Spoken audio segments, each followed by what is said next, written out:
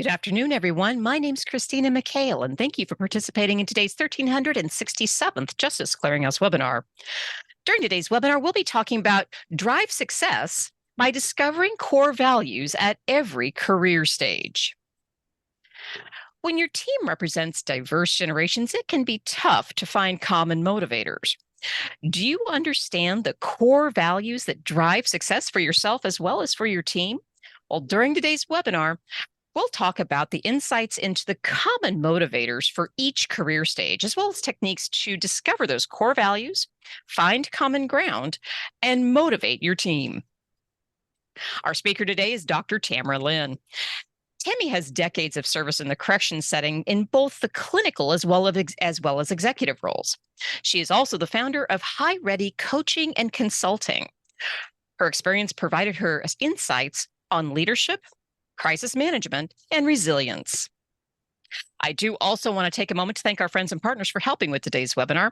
Today's webinar is done in partnership with the Women in Federal Law Enforcement. We truly appreciate working with organizations like WIFL who are so committed to enhancing and growing the profession. And now briefly, before we begin, I'd like to share with you some information about the Justice Clearinghouse. The Justice Clearinghouse is the only peer-to-peer educational program for justice professionals that emphasizes the multidisciplinary nature of an effective justice system. Through our various online trainings, our audience and subscribers begin to develop a comprehensive understanding of the justice system while breaking down its many misconceptions. While our webinar events are free to attend live, our subscribers receive 24/7 access to over 1,300 hours of recorded webinars and are eligible to receive certificates of attendance that can be used when seeking continuing education credits. So if you're not presently a subscriber, I would invite you to join today and support our work.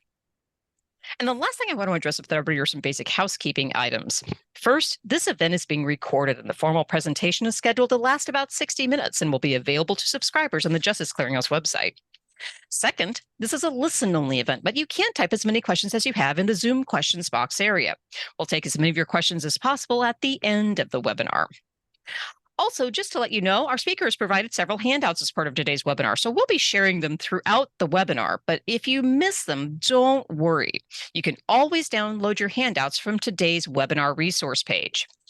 We also have several polling questions during our webinar day, and so just by way of a trial run, I'd like to ask the first polling question. So if a friend or colleague in a different industry were to ask you about Justice Clearinghouse webinars, would you recommend them or recommend webinar topics to them? Your options are yes, topics like leadership, wellness, and mental health are relevant to any industry. Yes, but only if the webinars include examples that are not as criminally justice focused. No, Justice Clearinghouse webinars are so specific to the criminal justice profession that I don't think they'd be valuable to anybody else. Or yes, just about any JCH webinar is appropriate for just about any profession. And while I'm giving you all a chance to get your votes in, I did want to remind everybody that after today's webinar, there will be a follow-up survey, and we do ask that you complete it. Your feedback helps us shape everything we do here at Justice Clearinghouse. And I see we just about got a majority of votes in here. So in the interest of time, I'm going to go ahead and close the polling and share the results. 65% of you said yes, that topics like leadership and wellness and mental health are appropriate for just about any profession. 11% said yes, but only if the webinars include examples that aren't as criminally justice focused. Only 1% of you said no, that the webinars are so specific that to criminal justice that they wouldn't really apply to anybody else. And then 23% of you said just about any JCH webinar would be appropriate for just about any audience. Well, thank you so much for that feedback. We really appreciate it.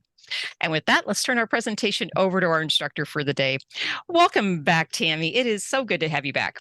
It's all yours. Thank you. Thank you so much. It's a pleasure to be with you. And thank you all for joining today. I appreciate your interest. I am going to stop sharing my video and share my screen with you, and we will get started.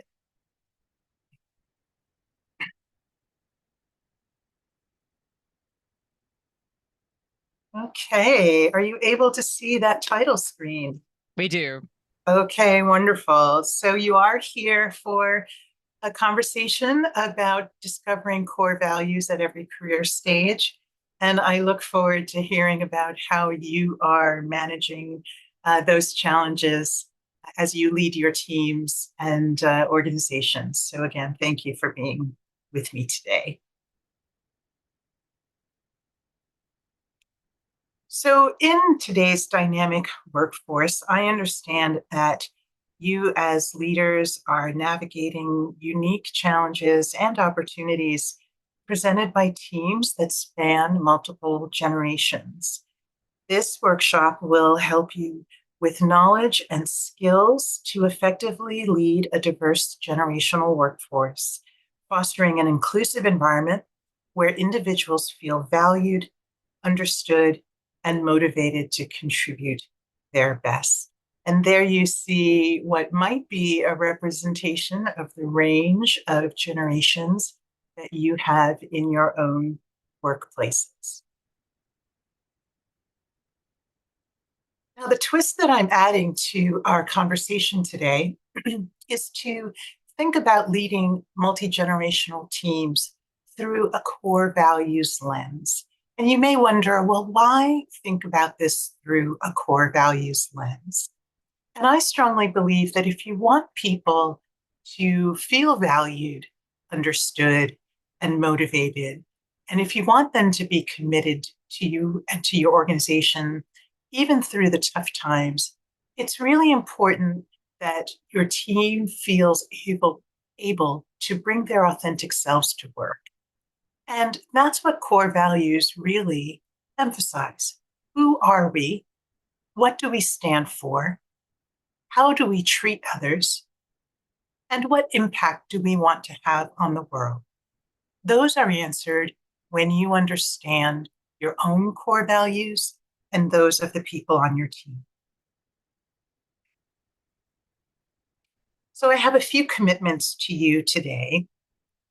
And one is that I want to provide you an opportunity to clarify your own core values.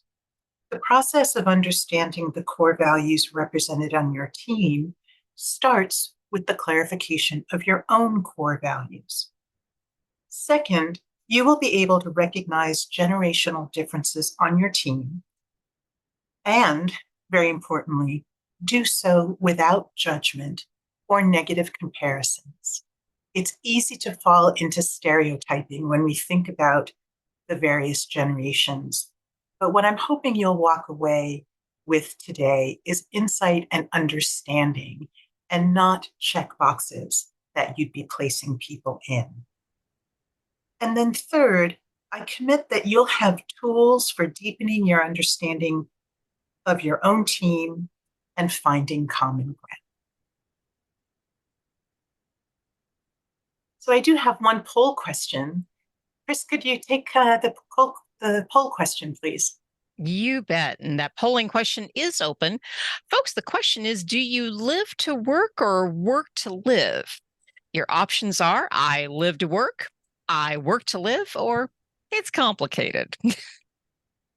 I think I would be probably in that it's complicated bucket. We're going to give you all another second or two to get your votes in.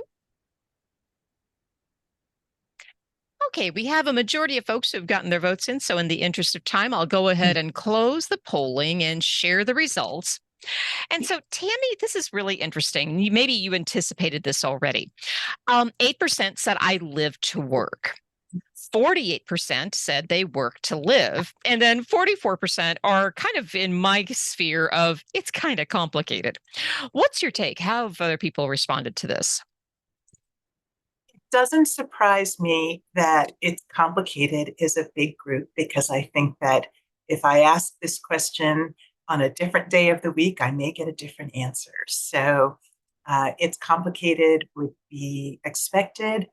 But there is a range. There are some people who are more motivated by work and career, and others who think of it as a means to an end in other aspects of their lives. So we'll be able to talk through some of those issues today. Thank you for the poll.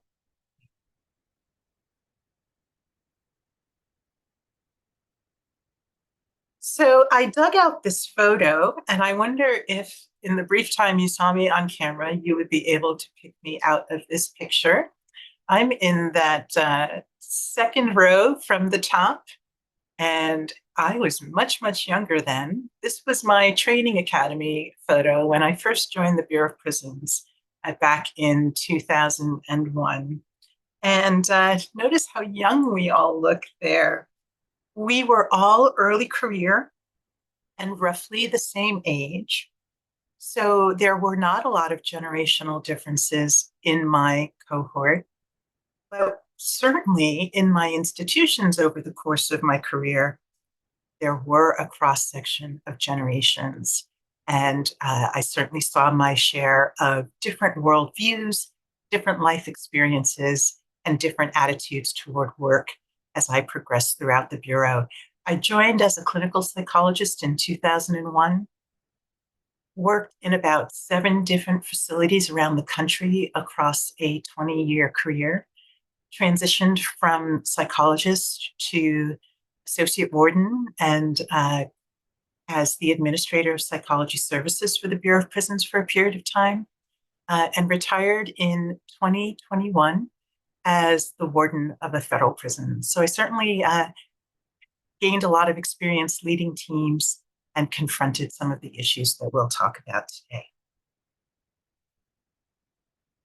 I did, though, reach a point in my own career where I had to really think hard about what my motivations were for doing the work that I was doing. And some of you may relate to this little cartoon here. You may have climbed the ladder in your own organization. I know that I worked very hard to do so and landed what should have been my dream job in the central office of the Bureau of Prisons about maybe 14 or 15 years into my career. But it wasn't long before I was feeling like a lobster in a pot, feeling underwater, feeling like I was struggling, not sure that I was in the right place or in the right role. I was fortunate to be able to participate in a leadership development workshop where we did an exercise that had us explore our core values. Imagine my relief to discover that instead of not being up to my job, the issue was that my job was not a good match for my core values. The job was someone's dream job, but not mine.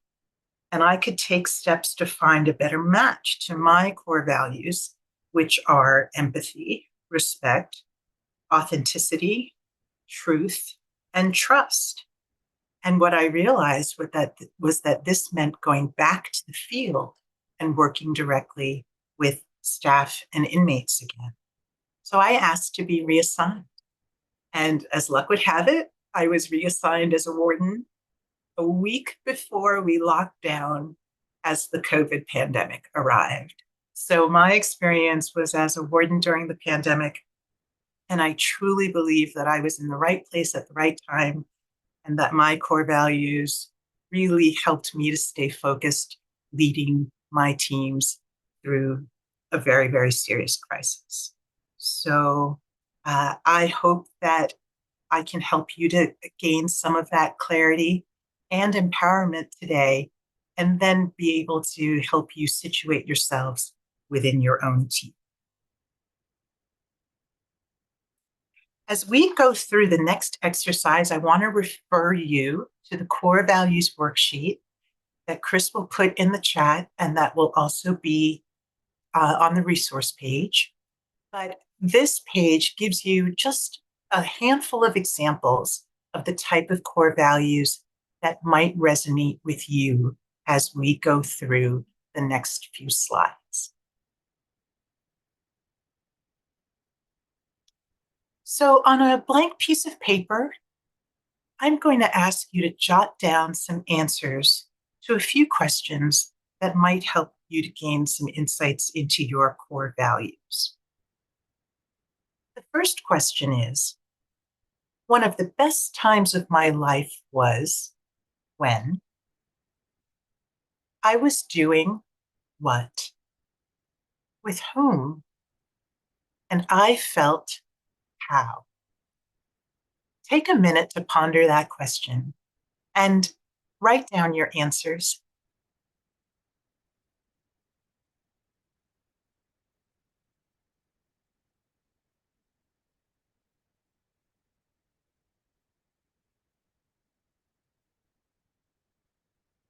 The next question is, I really admire whom because they, what, how, or under what circumstances. So think of someone you really admire and try to identify what it is about that person that really speaks to you.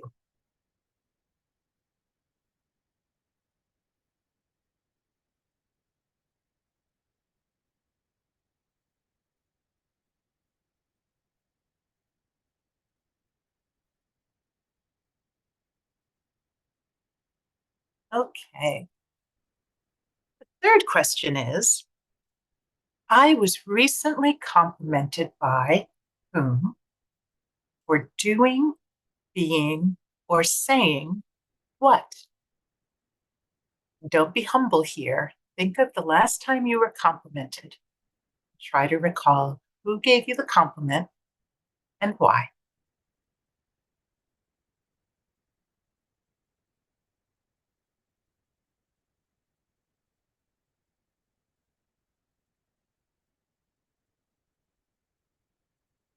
And lastly, looking back on my life, I hope I will be remembered for what?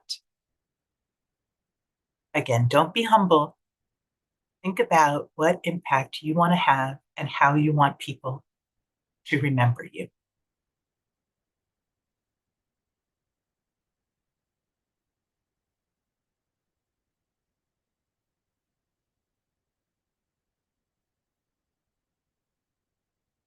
If you'd like to spend more time with these questions after our webinar today, you can refer to the worksheet called What Values Drive You?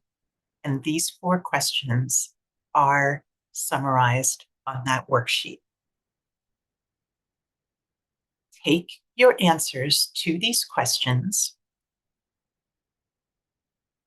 and take a look at your core values worksheet. That's the worksheet that has all of the examples of different core values that may speak to you. As you think about how you answered those questions, circle the core values that jump out at you. Don't censor yourself. Just circle any of the core values that you see in the answers that you provided to those questions.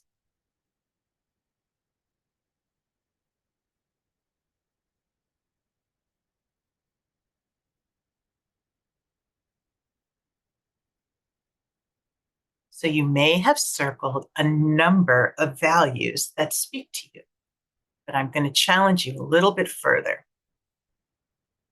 I'm going to ask you to choose 3 of the values that you circled as the ones that are the most important to you. I know it's challenging.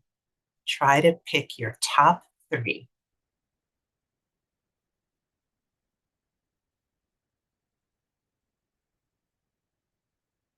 When you've chosen those top 3, remember that when you are at your best, those 3 core values represent you.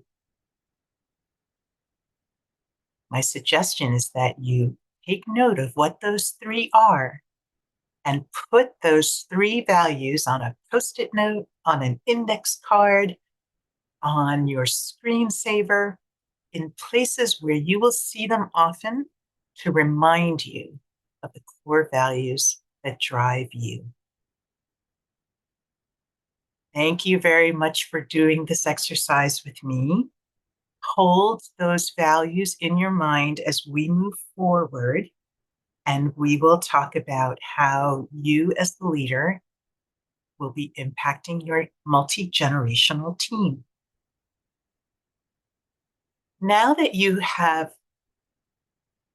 completed this exercise, I wonder if people would be willing to enter your top 3 values in the chat. I would love to see the range of values that people have identified for themselves. So please go ahead and enter that into the chat.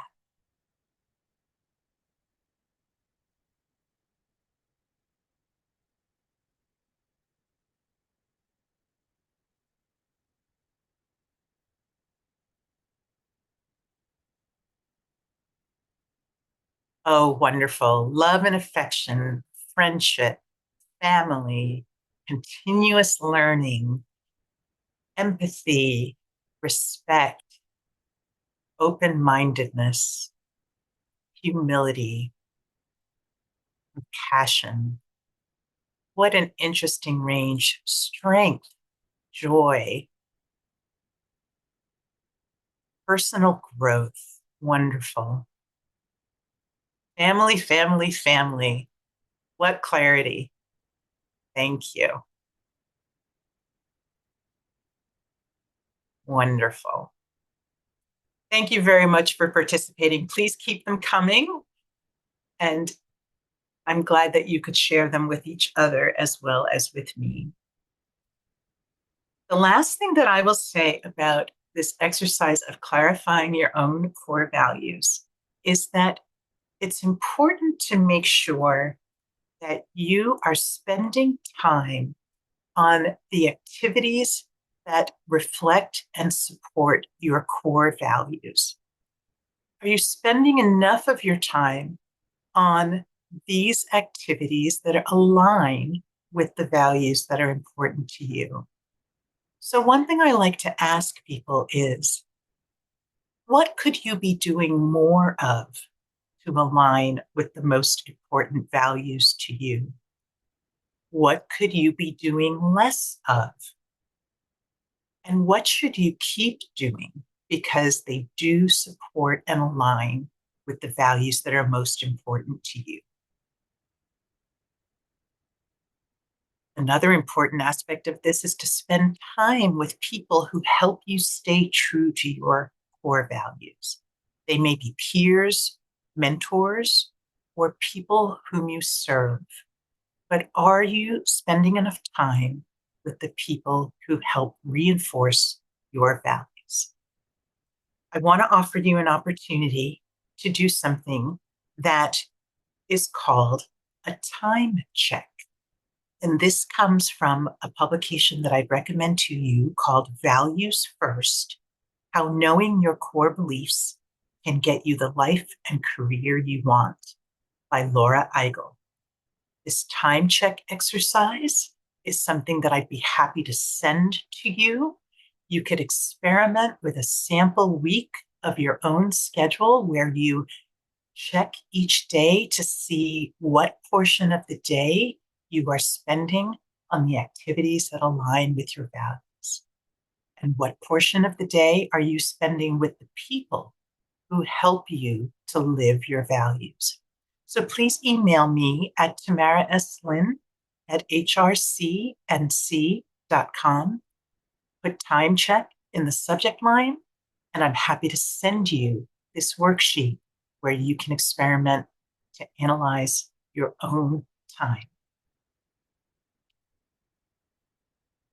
So now we're going to transition into a conversation about the worldview, the motivations, the priorities of the different generations that are going to show up in the workforce.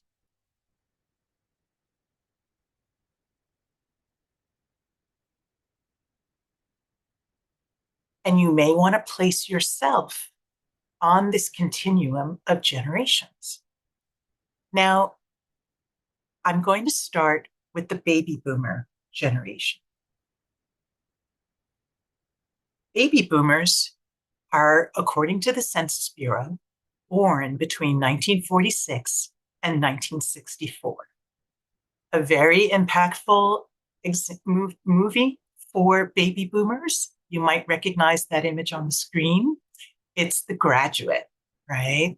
That's one that a lot of baby boomers will remember. Examples of famous baby boomers are Bill Gates, Madonna, President Barack Obama, and Brad Pitt. Next, we have Generation X. They were born between 1965 and 1980.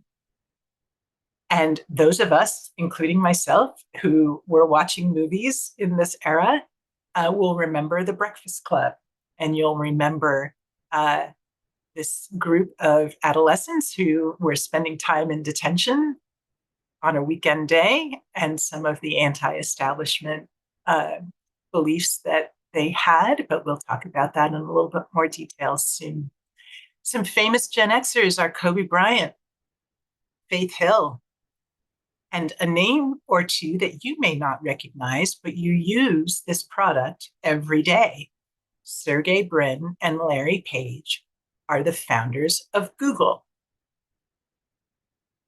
Millennials, or Gen Y,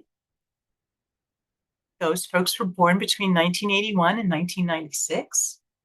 And some famous millennials are the soccer player Lionel Messi, Beyonce, Serena Williams, the tennis player, and another founder of a product that you probably use several times a day, Mark Zuckerberg, the founder of Facebook. And the last generation we'll look at today is Generation Z. They were born between 1997 and 2012. Some famous Gen Xers are Billie Eilish, the singer, Maxwell Frost, who is the youngest member of the United States Congress, Greta Thunberg, who is a climate activist, and Yara Shahidi. Hannah Montana was a very popular TV show for Gen Zers. And I failed to mention that the Harry Potter series was a very popular book and movie series for millennials. So those are the generations we'll be talking about. There are certainly other generations before and behind. But after Gen Z, we are now talking about Generation Alpha and Generation Beta. But of course, those folks are not yet in the workforce. I'm going to be describing characteristics of these different generations using very broad generalizations. It is impossible to create a perfectly accurate profile. Of course, individuals will vary. As I describe these overall profiles, ask yourself if you fit the profile of your generation, or whether you have a unique experience or worldview that sets you apart.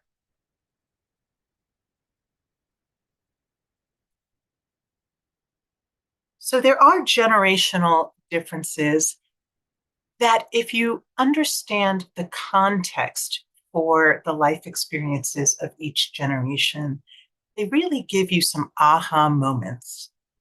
Attitudes toward work and life are influenced by many factors, and here are just a few. Parental influences are a very, very important shaper of how we see and experience the world. So as I describe these generations, I'm always going to begin with the parental influences of that age group. So for example, were parents of people in a given generation on the more lenient side? Were they more career focused and not as involved in the home? Were they hovering parents? Those experiences will shape the worldview of a generation.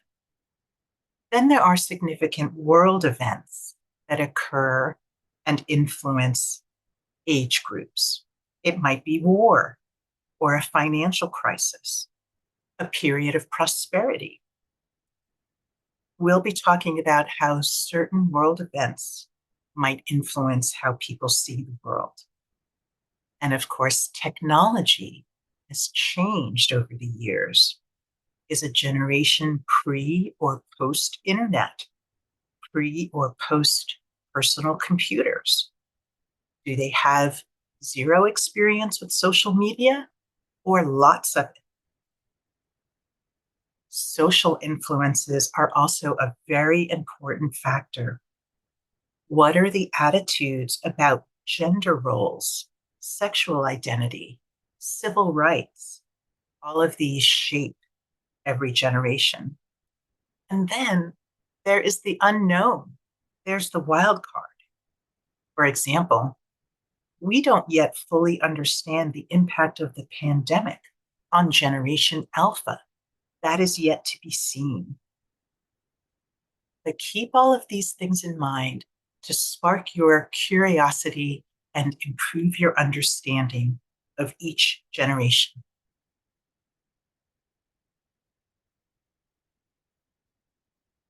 So we'll start with the baby boomer generation, again, between 1946 and 1964. Baby boomers typically were raised by very traditional parents. Those folks were typically very industrious, but very socially conservative and very traditional. Perhaps in a reaction, the baby boomer generation explored looser social norms of the 60s and the 70s. They were sort of the counterculture, rebelling against a more traditional generation ahead of them. On the flip side, though, once the baby boomers became adults and were no longer sort of pushing back on social norms, they became a little bit more conservative themselves. Baby boomers are known to be driven by hard work, valuing authority, and expecting recognition. So, one representation of this tension between rebelliousness and traditionalism is you might hear a baby boomer say something like, "Don't trust anyone over 30 unless it's me." So it's an interesting contrast there with baby boomers. World events that influenced them were the Vietnam era,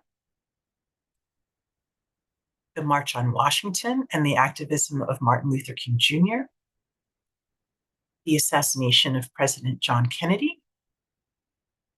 So a very turbulent, activist, uh, tumultuous period in our history. Also balanced by great prosperity. It was for this generation that public education was expanded and many, many more people completed high school and actually went on to higher ed. Thanks very much in part to the GI Bill. For baby boomers, technology is a tool, but it's very much an acquired skill and not a natural one. Baby boomers were later adopters to the internet, personal computers, and cell phones. Baby boomers are the ones who often live to work and are often described as a bit on the workaholic side. They are very dedicated to their work, very committed, very team-oriented, and they take a great deal of their self-worth from their success on the job. They prefer face-to-face communication, and they look for professional growth opportunities wherever they can. They are high achievers and continuous learners. Your baby boomers are very, very content with just the once a year annual performance evaluation with lots of documentation and descriptors of their performance over the year. They're not necessarily looking for constant feedback about their work. And they have a very strong work ethic. They're kind of known for a grind culture and sometimes known as workaholics.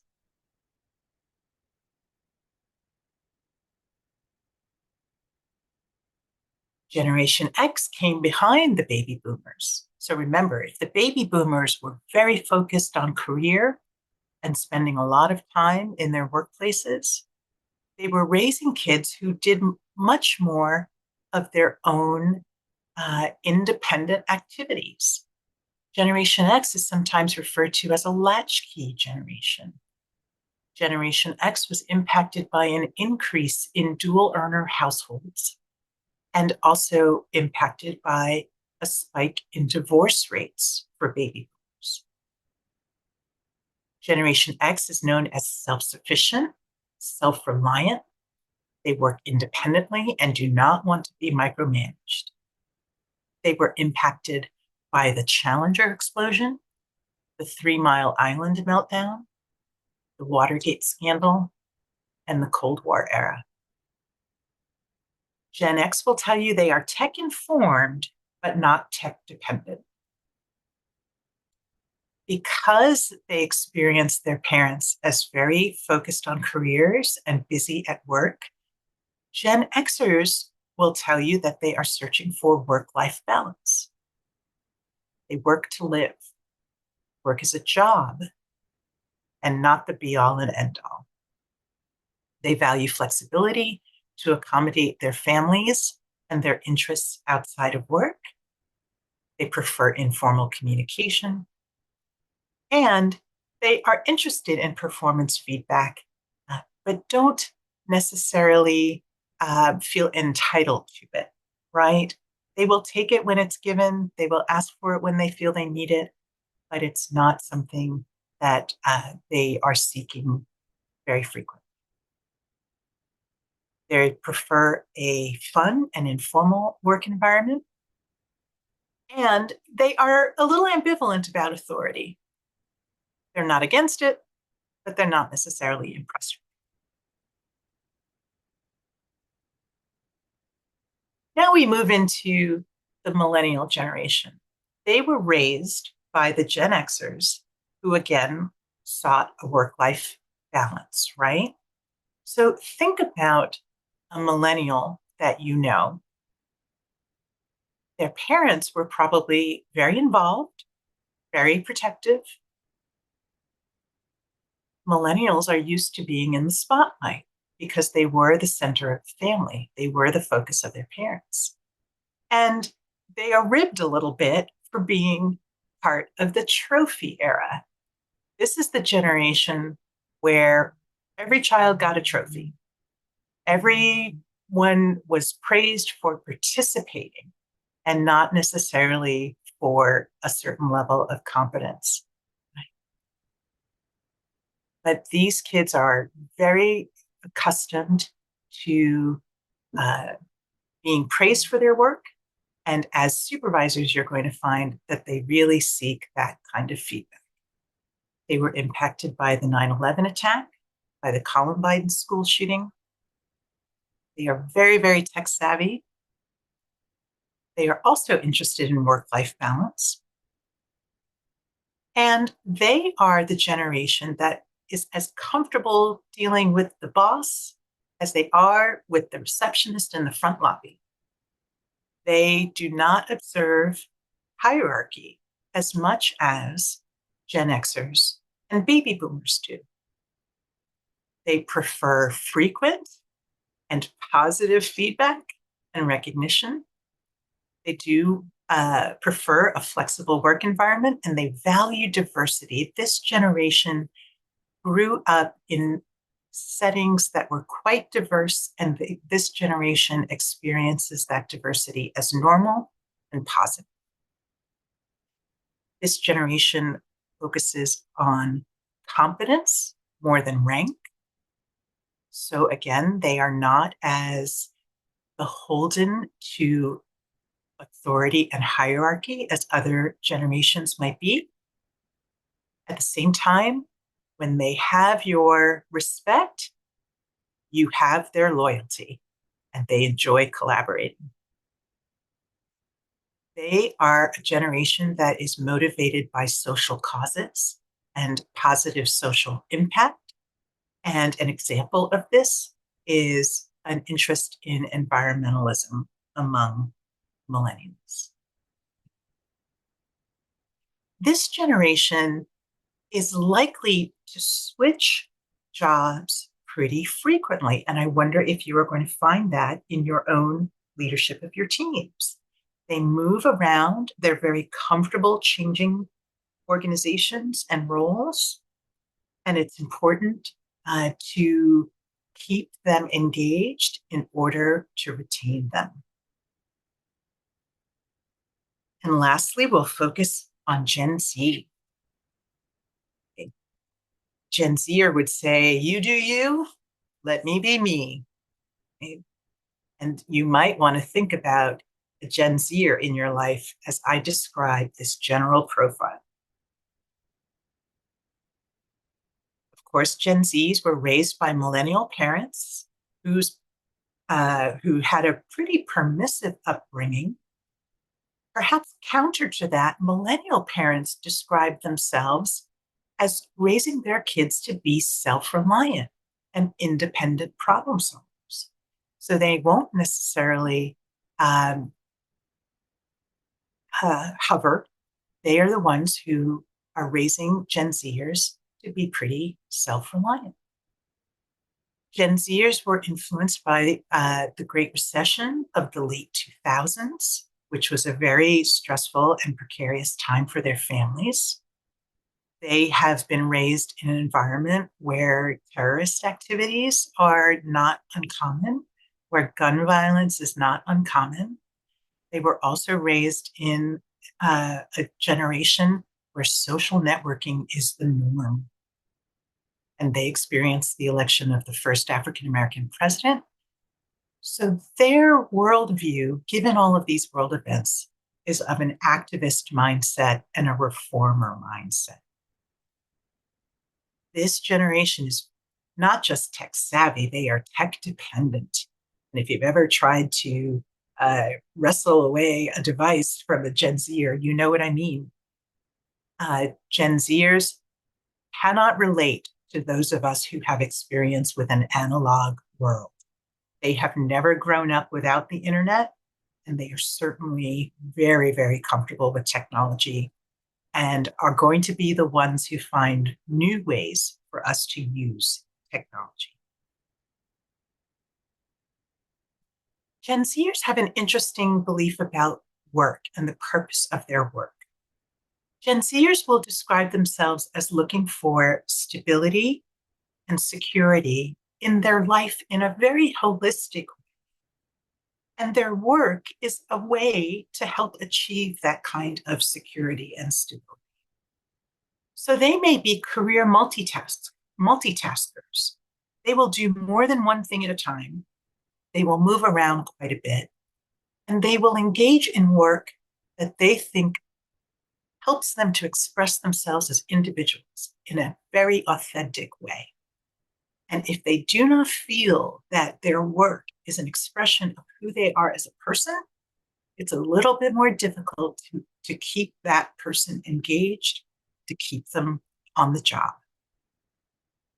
The Gen Zer is very, very happy to communicate by Slack and by other digital platforms. Remote communication is perfectly fine for Gen Z, and they are very eager to have constant, instantaneous performance feedback. They need reassurance that they are being seen, respected, and understood. So I think over the next few years, you are going to see more and more immediate performance feedback tools, pop-ups on a computer screen, alerts on their phone that give them real-time feedback on how they're doing. Are they meeting their production goals? Are they meeting deadlines? Are they getting good customer satisfaction ratings? All of that data is going to be coming at them fast and furious over the next few years, I predict. In terms of work environment, Gen Zers are great problem solvers, are very flexible. They are used to pivoting and having to adapt to new situations. So they are very agile and engaged. And they are motivated by work that feels impactful. They expect their workplace to be diverse, inclusive, and interconnected. So those are the snapshots of the generations that we are likely to have in our workforce. And I wonder what aspects of your operation would you expect are impacted by these generational differences? Now that you have a better understanding of the life experiences and the needs of each of these generations, how do you think this may show up in your workplace? Could you enter your responses into the chat? How would these differences show up on your teams? Communication, certainly. I could see cross communication across generations to be kind of challenging. Differences in the purpose of work and the goals of the work and how people meet is going to vary depending on these preferences. Would it be Zoom or face to face, text or face to face? Differences in learning styles. This is wonderful. Differences in onboarding. That's a wonderful suggestion. You're going to look for opportunities to really meet people where they are when you're bringing them on board and introducing them to your organization. Responses to authority and supervision. Responses to hierarchy. Absolutely. I remember when I first joined the Bureau of Prisons, I really resisted the hierarchy until I became a part of it. And I wonder if you all had similar experiences, right? Job versus career. Yes, very different worldview about the purpose of work. Well, thank you. You have given me some new ideas, and you have hit on some of the ones I wanted to share with you. Here, you will see a representation of some of the ways that generational differences may show up at work, right? There may be differences in experience and comfort with diversity. There may be differences in preferred schedules. Do people want flexibility or routine in their schedule? Do they agree to be available outside of work hours or not? That could vary by generation. There may be differences in expectations of access to leadership and adherence to the chain of command. There may be differences in a desire for autonomy versus collaboration. Differences in short-term and long-term career plans, agency longevity, and loyalty. We certainly see differences in comfort with technology. How people want performance feedback and how people want to be recognized for their work will vary according to generation. And whether contact will be in person or digital, how often, by individual or group. This is a lot for a leader to be thinking about. Imagine if you have a large team with representatives of different generations who have different preferences in all of these areas. I don't want you to pressure yourself to feel that you need to accommodate every single preference and every single priority of the different generations on your team. But I do hope that you will be more curious about what these differences might be, where you can find common ground, and what accommodations you might be able to make in some of these areas.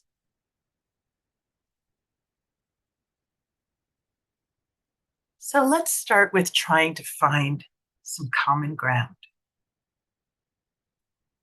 That photo is one that I'm going to explain in just a moment.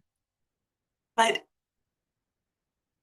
with the insights that you have gained today, I challenge you to go back to your work environment and listen for opportunities to explore the worldviews and the work styles and the needs of the members of your teams. You might want to use the values check questions that you answered earlier in this webinar as icebreakers in your team meetings. You might refer to a document that we'll add to the chat called the generational values questions and use them in groups or one-on-one.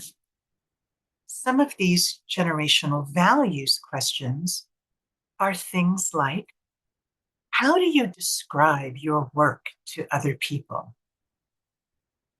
What is your opinion about the chain of command or the reporting structure in our organization? Where do you see yourself in 5 years, 10 years? What brings joy to your life? If you came into a large sum of money, what would you do with it? Think about one of the best times of your life. Remember this from your values question. What were you doing? Who was with you? Where were you? And how did you feel? So there is that handout with 13 questions that you might ask your team when you have opportunities to get curious and understand your team members a little bit better.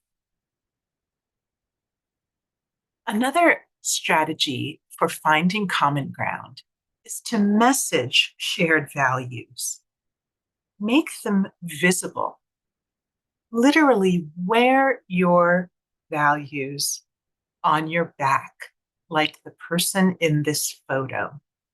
Years ago, I was in Peru at a psychiatric hospital in Peru, and I asked to take a photo of a mental health worker inside the hospital.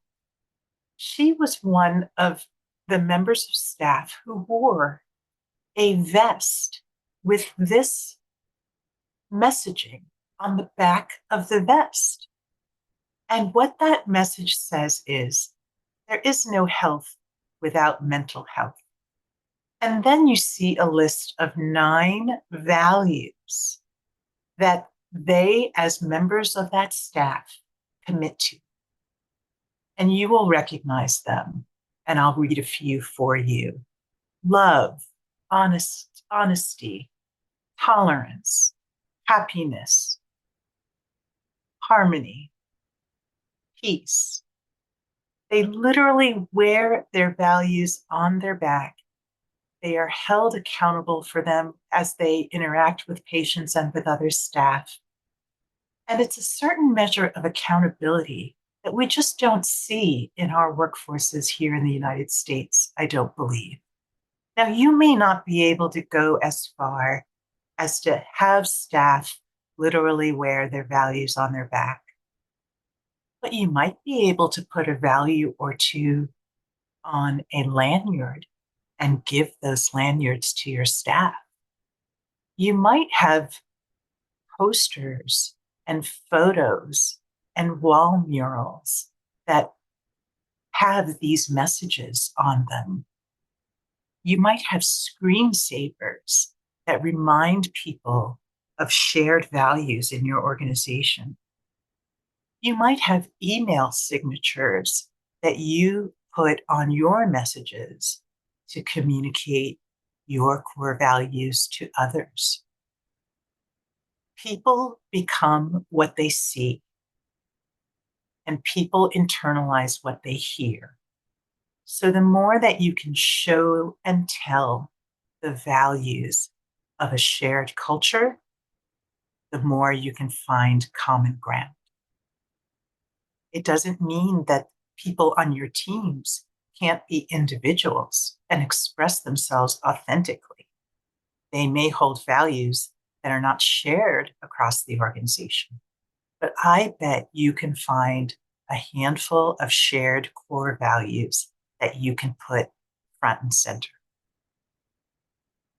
A third strategy for finding common ground is to cultivate a unified team. And this involves creating opportunities for interaction and sharing that promote better understanding. Some ideas for doing that are mentorship, and not just top-down mentorship, but peer mentorship or even reverse mentorship, where perhaps a Gen Zer could teach a baby boomer about a new piece of technology that they don't feel very comfortable with, right? Perhaps there are opportunities to share and teach and learn from each other that cross generations.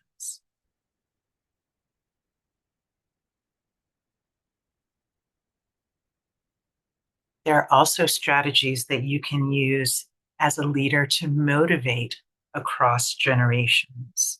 Now, think back to the profiles of the generations that I described earlier. If you recall that baby boomers are very identified with their work and are high achievers, look for opportunities for forward momentum and growth. If you remember that they are very motivated to climb the career ladder, then provide opportunities for training and learning and development.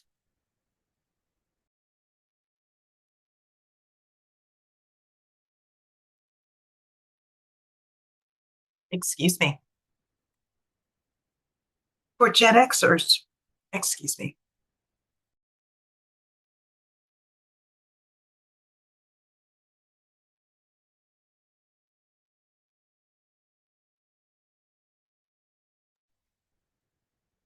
If you remember that Gen Xers are highly invested in self-improvement and forward progress, then you also want to provide opportunities for learning and career advancement. But remember also that Generation X and millennials are very interested in work-life balance. So if you are able to offer flexible work arrangements, that is one way to improve engagement. Gen X and millennials are also very natural collaborators, and a collaborative work environment will be very motivational to this group. Generation Z, remember, they are very, very not only tech adept, but very tech dependent. Look for ways to leverage technology and to provide meaningful work that they feel will have a meaningful social impact. Offer quick feedback and frequent recognition to motivate this generation. You want to catch them doing good. Now, one challenge with motivating millennials and Generation Z in particular is that you may have noticed that their expectations for career advancement, for moving up the ladder, may not be as realistic as they ought to be.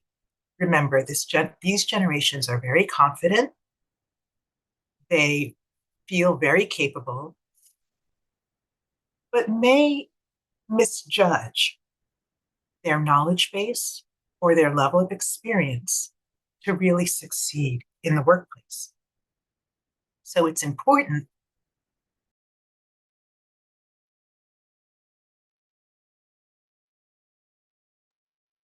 excuse me, I'm dealing with a cough here. It's very important to continue to encourage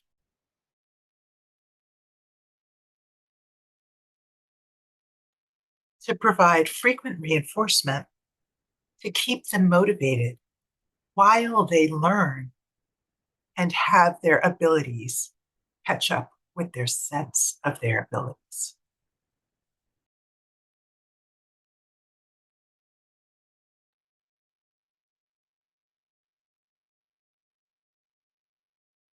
So here I'm going to hand it over to Chris while I try to clear my throat here and offer a second pulse poll. Can I hand it over to you, Chris? You bet, not a problem. Okay, folks, so your polling question is open. Your question is, as a result of the session, what are you most curious about? Your options are which team members live to work and which ones work to live. Your next option, which team members dread feedback and which ones crave it. Or who prefers to connect face to face versus who is happy with a text or an email. And can I resolve any work life conflicts for my team? So that polling question is open.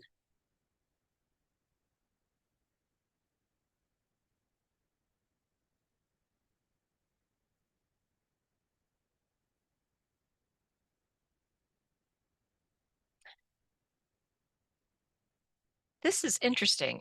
Folks, are you not seeing the polling question? I'm afraid I'm not seeing the polling question, Chris.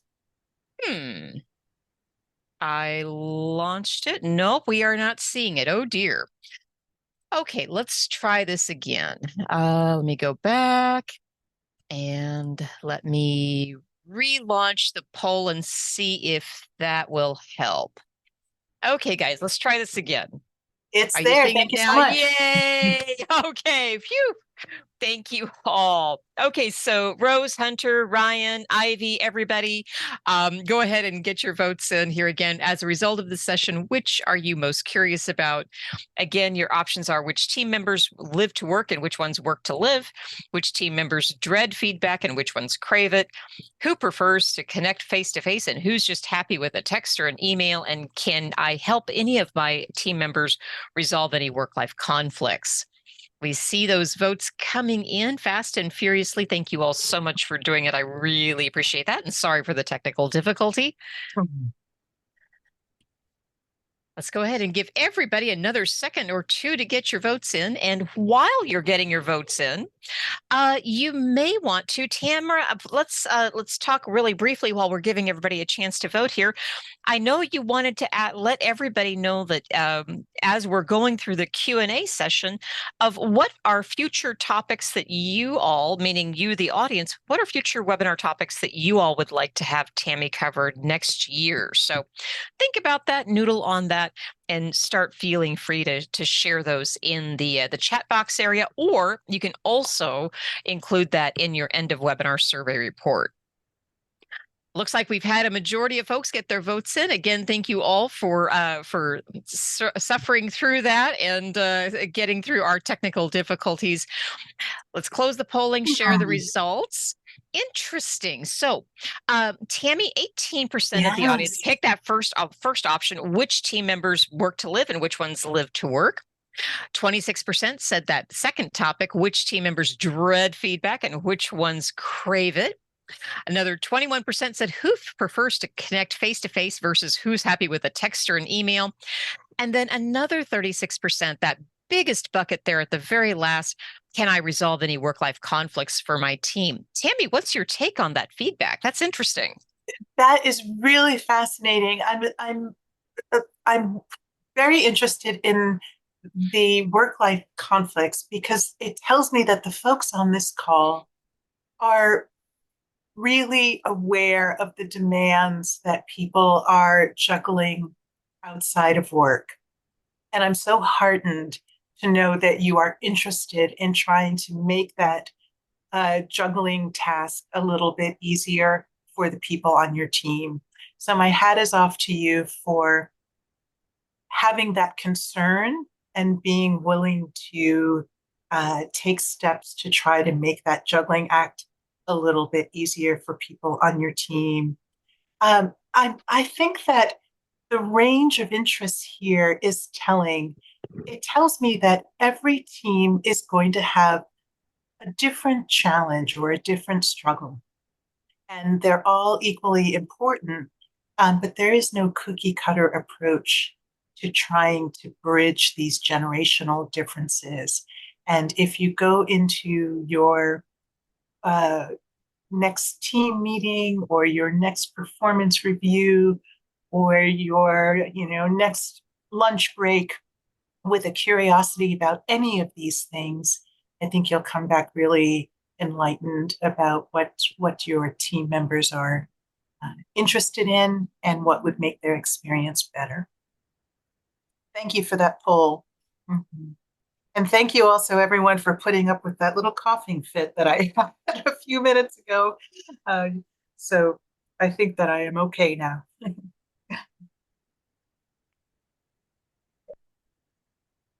So, an action plan that I would like to offer those of you on today's call will summarize some of the major steps that I've offered you today. Um, my goal was to make it so that you would be curious to explore the values, motivators, and preferences of your multi-generational team. And if I've piqued some of that curiosity, my job today will be done. So the first part of your action plan could be to clarify your own core values and understand how they compare to those of your team members.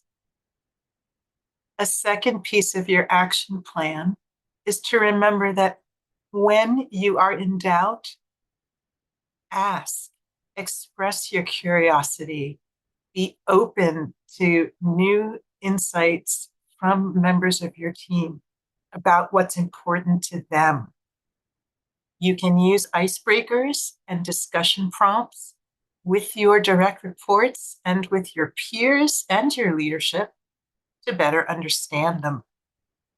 And those handouts that we've been providing throughout the hour give you those question prompts. Please feel free to use them however you wish. You'll also want to consider completing the time check exercise. And remember, you can email me for that. You can complete it yourself. You can offer it to members of your team. And then do something with the information. Can roles or workflow or schedules be adjusted? Can responsibilities be modified to better align with the interests and the motivators of particular people on your team? So it's important not just to complete the exercise, but to do something with the information once you've collected it.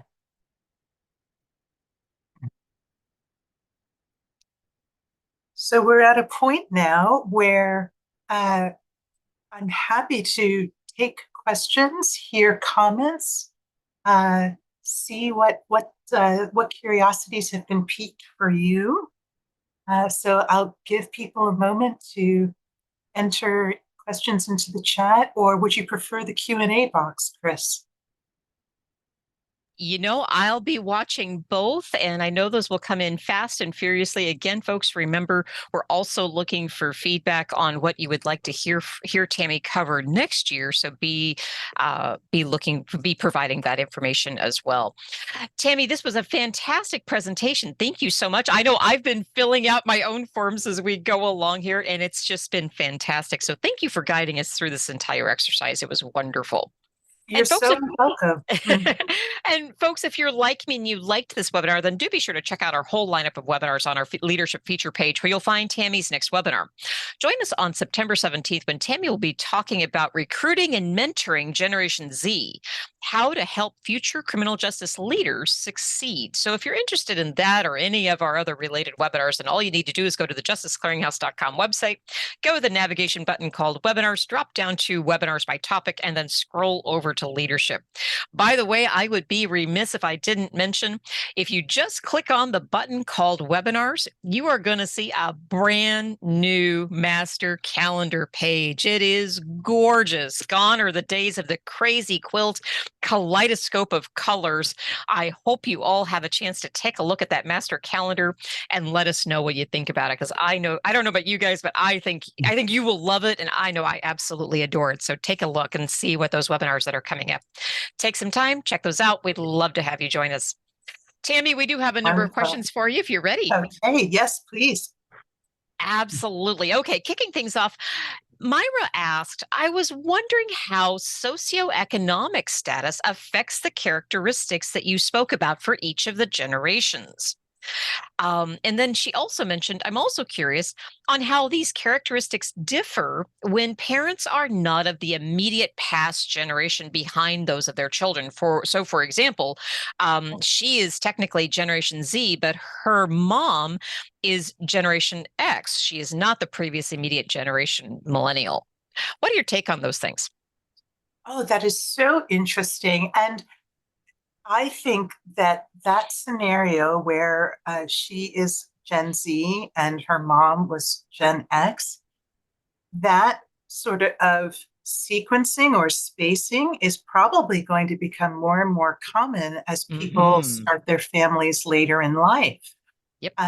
So again, it's important to remember the context of each generation.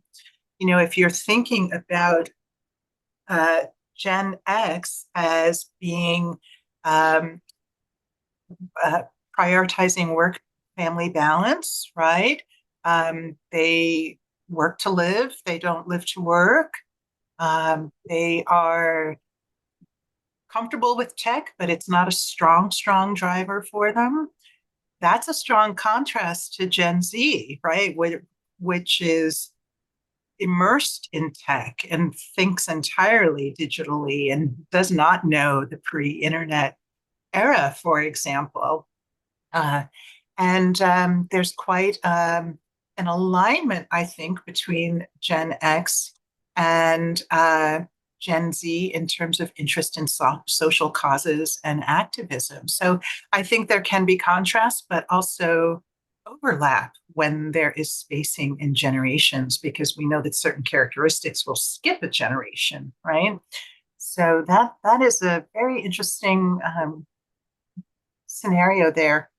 As far as socioeconomic status, I think what it is calling to mind to me is attitudes toward wealth and the accumulation of wealth and beliefs about prosperity. I think that individuals will vary depending on whether the accumulation of wealth is a strong motivator or not, right? Um, so, for example, Gen Xers were raised or were the first generation to be raised by parents in two income households. Right. The accumulation of money came at the expense of their parents not being as involved in family life at home. So Gen Xers are not quite as driven to accumulate money as baby boomers who have a bit of a buy now, uh, pay it back later kind of mindset toward money, and are actually working later in life. Baby boomers are because they're not quite ready for retirement financially. So I would just reflect as you think about a particular individual in a particular generation. What are the factors motivating the accumulation of money versus prioritizing, for example, time with family or other experiences? Well, and something too I guess as we look at the different generations, something to keep in the back of everyone's brains. I speak as an Xer, and as an older Xer, that we came of age and started tried to start our careers, for lack of a better way of saying it, during some pretty ferocious recessions, Yes. and where a lot of job opportunities simply weren't available, and so a lot of Xers were kind of delayed in getting started and getting a better career. We followed in the shadow of the boomers, and so there were not as many advancements as we might have liked. So we've kind of been waiting in the wings for a very, very long time for those leadership opportunities. Yes, yes. And you and I are having a conversation about this. This is exactly the kind of conversation that we can be having with members of our teams, right? Absolutely. And it will just reveal so much that you might find surprising about the people that you work with every day. Some of these really ingrained beliefs about life and the purpose of life and the purpose of work and how much somebody identifies with their work. We don't have these kinds of conversations nearly enough. Absolutely, absolutely. Folks, I'm going to squeeze in just one more question because I hate to let any of these go by the wayside. Victoria asked, how do agencies bridge the gap within the different generations to create that collaborative work environment? Well, I think it's important that agencies really start from common ground, finding points of agreement and mutual commitment. And as people work together on the things that are mutually important to them, they become more curious about the differences and perhaps more accepting of differences, right? Um, I think that if an agency tries to target particular generational preferences too specifically, then they risk not having a unified team. So it's a tricky balance. We want to be able to, Mhm. for example, recruit Gen Z into law enforcement, public safety, other public service roles at a time when that recruitment is very, very difficult and the nature of the work is not necessarily aligned with the preferences of Gen Z. But there are certain things that we can have in common across generations, like meaningful work, work that has an impact, work that, in the case of Gen Zs, will help promote social change and the betterment of society. That's where the common ground is. Oh my goodness. Well, I can't think of a better place to kind of stop things for today. Tammy, thank you again. This was a fantastic presentation. I know this is going to be an ongoing conversation over the course of the next several years. Thank you for forwarding on to that next. Do you want to talk about the books that you've got on Yes, the screen here? please. So, for anyone who is interested in trying to address the um, recruitment issues that we are having in the public service industries, law enforcement industries, I am about to publish a book in the fall that will be called Generation Z's Guide to Careers in Law Enforcement. And it will be geared toward that Generation Zer who is thinking about law enforcement, but not quite sure if it is for them. And if you would like to be notified when that publication hits the shelves, please feel free to email me and I will add you to the announcement list. We are aiming for a fall 2024 publication, and my goal is to get it into criminal justice programs, training academies, high school libraries, college libraries, so that people who are considering this career can really assess whether it's a good fit for them and how to be successful as a Gen Zer doing this important work. Oh, thank you so much for doing that. I really appreciate it. And again, folks, we are looking for your input on what you would like to hear Tammy cover next year. So do be sure to share that information in the end of webinar survey. We would love to know what you would like to cover, if what you'd like to hear more from her about. And folks, be sure to join us right back here on Thursday for another one of our double headers. During our 1 o'clock Eastern webinar, we'll be discussing what you can do to help reclassify 911 dispatchers as first responders. And then during our 3 p.m. Eastern time slot, we'll be discussing operationalizing your data. That's part 2 of this ongoing series about understanding data and how to better use data in your agencies. So do be sure to join us or have somebody from your organization or agency join us if you can. And with that, this concludes today's Justice Clearinghouse webinar. Have a super rest of your day, everybody. We'll see you right back here on Thursday. Bye now.